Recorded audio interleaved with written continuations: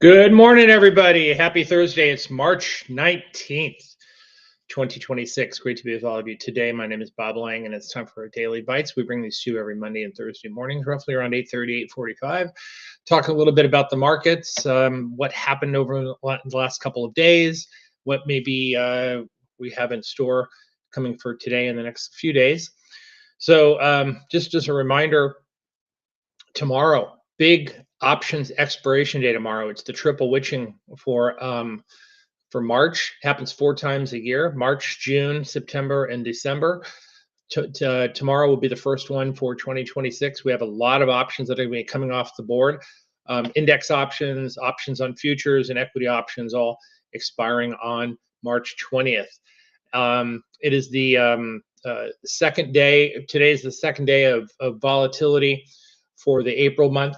We rolled yesterday into April, and we were in contango yesterday, but now we're back in backwardation, right? What does that mean? That means that the VIX cash is higher than the VIX future. And you can see it over here on the left-hand side, 2676 for the VIX cash, 2570 for the VIX futures for April.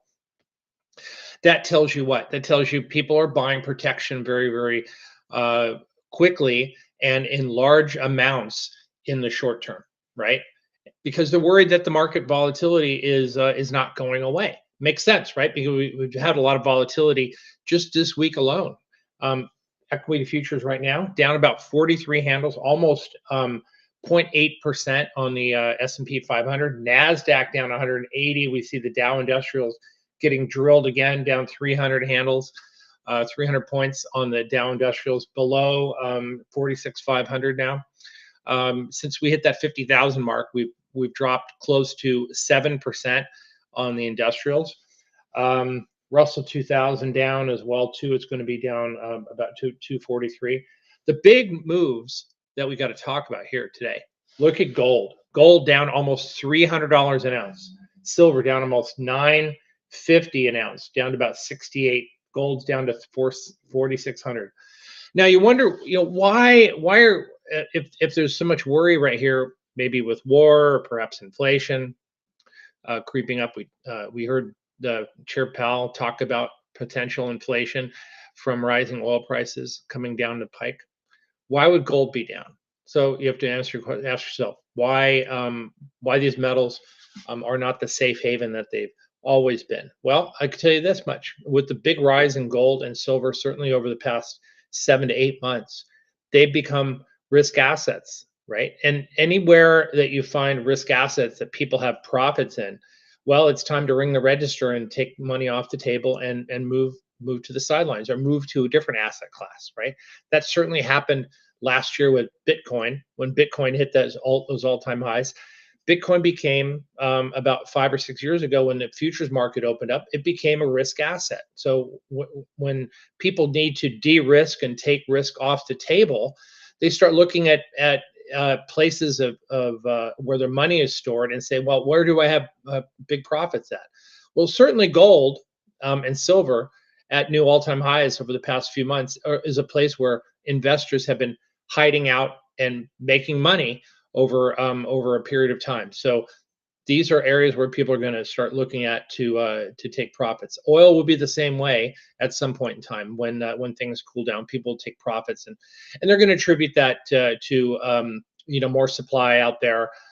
Really, the supply issue has not been a problem here over the past several months, and in fact, going out to the next couple of months, supply issues are not really expected to be a problem either. However, the issues that are going on in the Middle East have caused a lot of panic and a lot of worry out into the future. And even some of the rhetoric that we've heard, Iran officials did say that they predict $200 oil. Listen, these are smart people. They may not seem that way, but they're very smart people, and they understand the commodity that they have in the ground there, and they know how to control supply, whether it's closing the Straits of Hormuz or blowing up a whole bunch of gasoline refineries or facilities or what have you. They know how to control the supply. Whether it's a doomsday for them, who knows? They don't really care. They just know how to disrupt the supply and disrupt the world.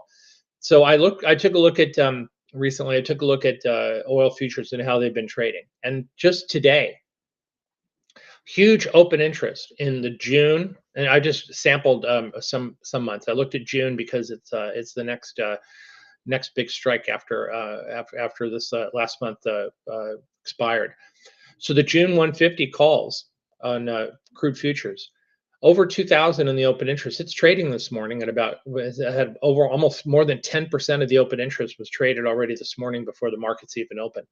We go out to a higher strike, the 175 strike has over 4,000 options open in that strike in June. And then if you go out to the 200 strike for June, over 2,600 options are open for this June 200 calls in crude oil. So somebody clearly has been making bets that we can get up to those levels. And now they're not a lot of value right now. They're not huge value.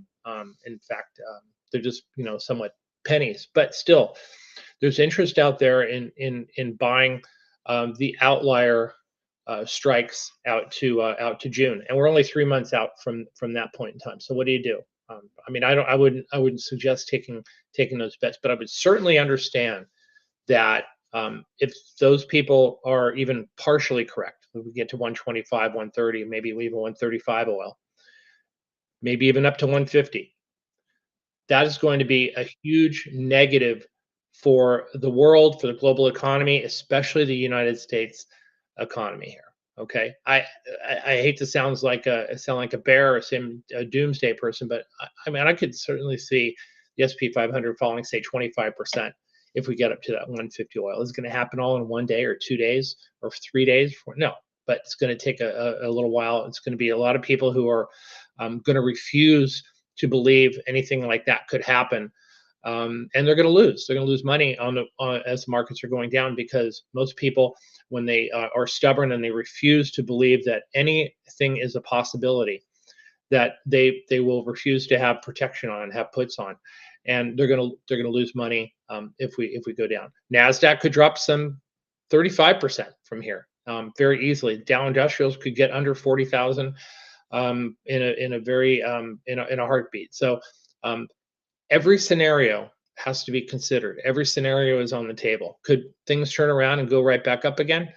Absolutely. But you know what? Considering valuations where they are right now, that we are somewhat overvalued in the market when it comes to historical PE ratios. Earnings earnings estimates are starting to come down, and GDP came in half. Lost from quite a bit of that from the from late in the fourth quarter. We could make that up in the first quarter. We can make up some ground, but going forward, I think certainly with higher oil prices, the Chair Powell, he said yesterday during the press conference, we're very happy and satisfied with where we're at right now, and every scenario is on the table, including rate hikes. He even mentioned rate hikes 3 times yesterday, potential rate hikes. Now, the market is not necessarily pricing in rate hikes at this point in time, but you can see that there's about a 3% chance that there's going to be a rate hike sometime by 2027. Before yesterday, there was about a 50% chance of a rate cut by December, 50-50 chance of staying where we're at or a rate cut. Those odds have gone down to about 37%. So there's more than almost a 2-to-1 chance that the Fed funds rate is going to stay where it's at all through 2026. And don't forget, Chair Powell's last meeting as the chair technically is in April. And if the approval of Kevin Warsh goes through in the next couple of months, and he's approved as the next chairperson of the Federal Reserve, he will take a spot in May at that first meeting.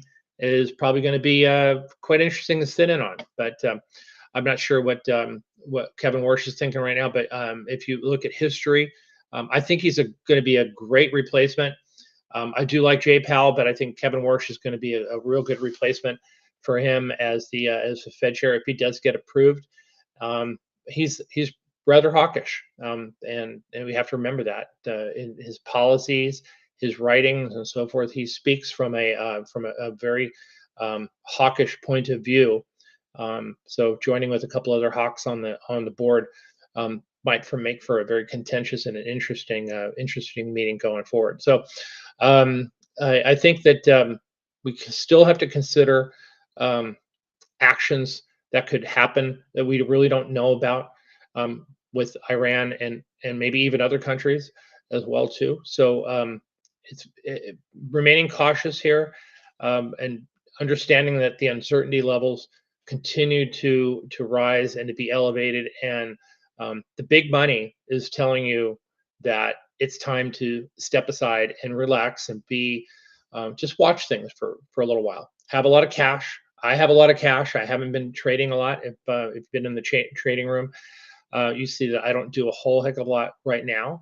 I have some protection on, and I'm probably going to cash in some of that protection today, and happy to do that, and roll it down and yada yada yada. So just letting you know, this is where you need to be right now if you want to stick around and be alive with your account for the next turn of whichever when it comes up. We don't know when that's going to be.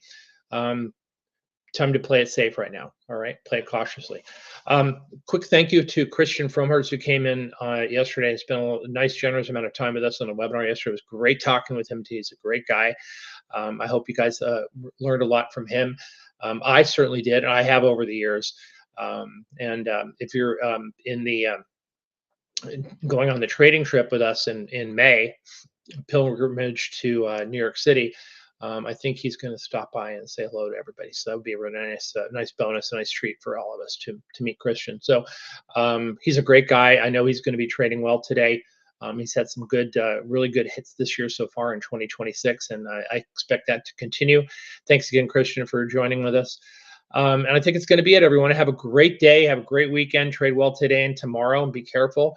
Take it slow, take it easy, and keep that protection on. Keep a lot of cash on. Find some opportunities here and there. Play both sides. Take your profits earlier. All the same drill that we've been talking about for months and months and months. All right. This is no time to take a lot of risk out there in the markets. Look at gold. Listen, if you've been long gold for the past week and a half, you're getting killed right now.